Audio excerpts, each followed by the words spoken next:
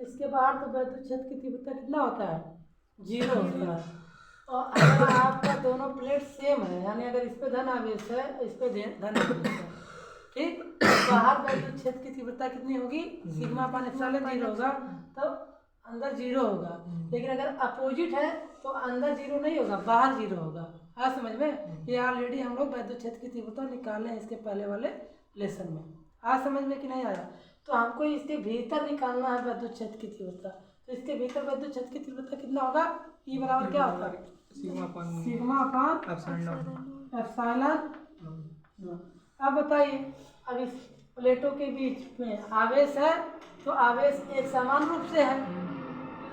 इस पे धन है तो धन है कि नहीं है, तो इस पे भी ऋण है तो ऋण है। तो इसका आवेश का पृष्ठ घनत्व क्या होता है? सिग्मा होता है। तो सिग्मा का फार्मूला क्या होता है? क्यू बाई ए। यहाँ लिखेंगे इक्वल, सिग्मा के स्थान पर हो जाएगा Q by A by epsilon. यहाँ लिख देंगे सिग्मा इक्वल क्यू अपान ए। एकांक क्षेत्रफल पर वितरित आवेश की मात्रा को सिग्मा कहते हैं, जिससे आवेश का पृष्ठ घनत्व कहा जाता है। इक्वल क्यू अपान, दोनों आपस में मल्टीप्लाई करेंगे, ए एप्सिलॉन 0। ये आया समझ में कि नहीं आया? अब देखिए प्लेटों के बीच की दूरी, दोनों प्लेटों के बीच की दूरी कितना है? ठीक है।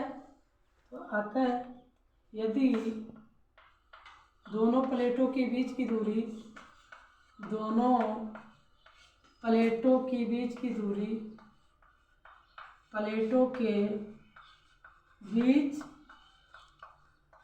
की दूरी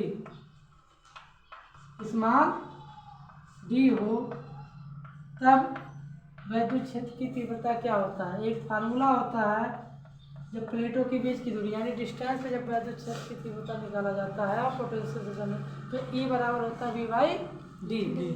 वी बाई डी। तो यहाँ से हम लोग वी का मान निकाल लेंगे, तो वी इक्वल क्या हो जाएगा? ई बाई डी। यहाँ समझ में कि नहीं आया? अब बताइए, अगर इसको हम समीकरण एक नाम दे दें तो दे सकते कि नहीं दे सकते? अब समीकरण 1 से ई का मान समीकरण 2 में रख देंगे। आज समझ में कि नहीं आया? तो लिखेंगे समीकरण 1 से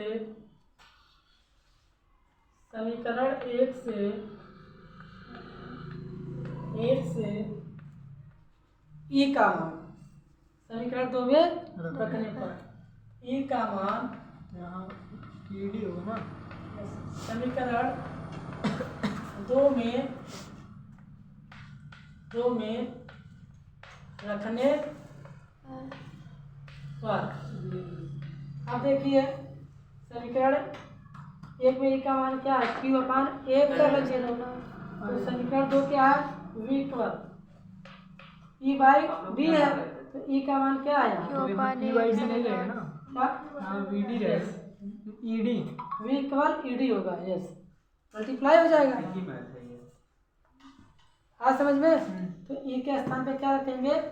Q upon A epsilon not into D. आज समझ में कि नहीं आया? अब बताइए, हम लोगों को विभव मिल गया कि नहीं मिल गया? हम लोगों को निकालना क्या है? संधारित्र की धारिता। तो संधारित्र की धारिता के लिए हम लोगों का फार्मूला क्या होता है? सी बराबर क्यू बाई वी होता है। क्लियर है? लिखेंगे अतः प्लेटों के बीच संधारित्र की धारिता, प्लेटों के बीच संधारित्र की धारिता, संधारित्र की धारिता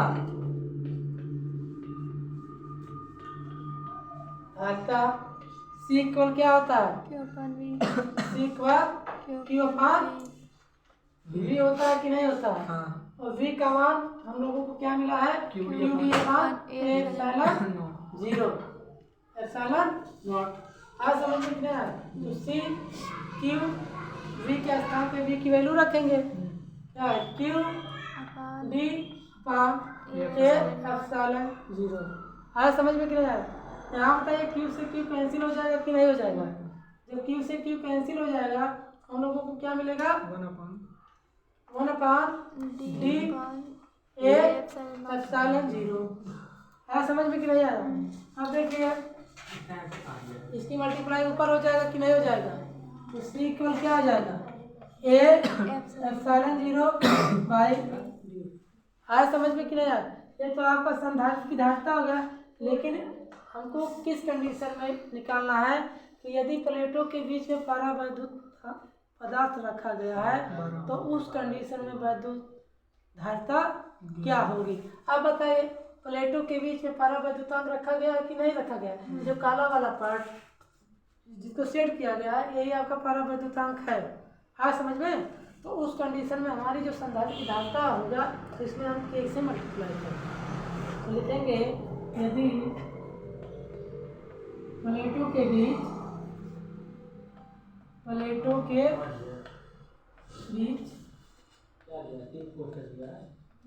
परावैद्युत पदार्थ रखा हो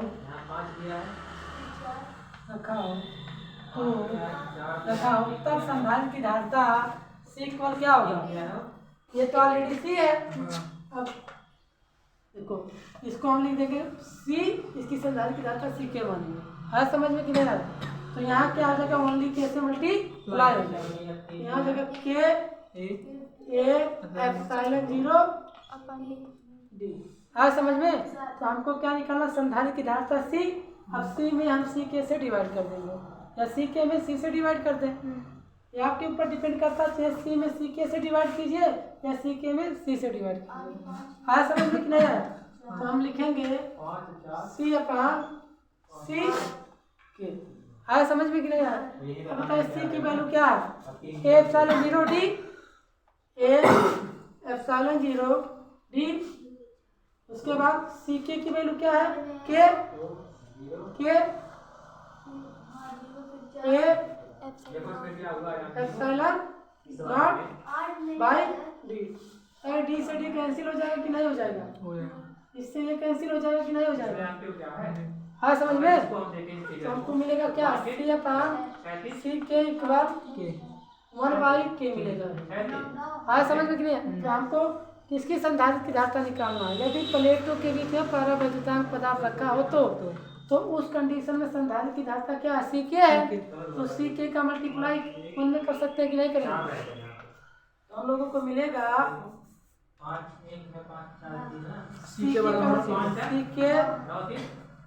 C K equal C into. हाँ समझ में नहीं? यही आपको दिखाना था। हाँ समझ में? अगर परावैद्युतांक पदार्थ ना कहा होता हम ओनली इसी पे इस काम को क्लोज कर देते। हाँ समझ में कि नहीं? अगर ये मिल गया तो ये आप अपने से निकाल सकते हैं। हाँ समझ में नहीं आया? तो इस चीज़ को आप लोग नोट कर लीजिए। हाँ समझ में कि नहीं आया? हाँ है? कहाँ से ये लिया गया ये समझ में आ रहा है ना? इसको अगर पूछा जाए सोल्यूशन करके बताइए तो बता ले जाएंगे। बता ले जाएंगे कि नहीं?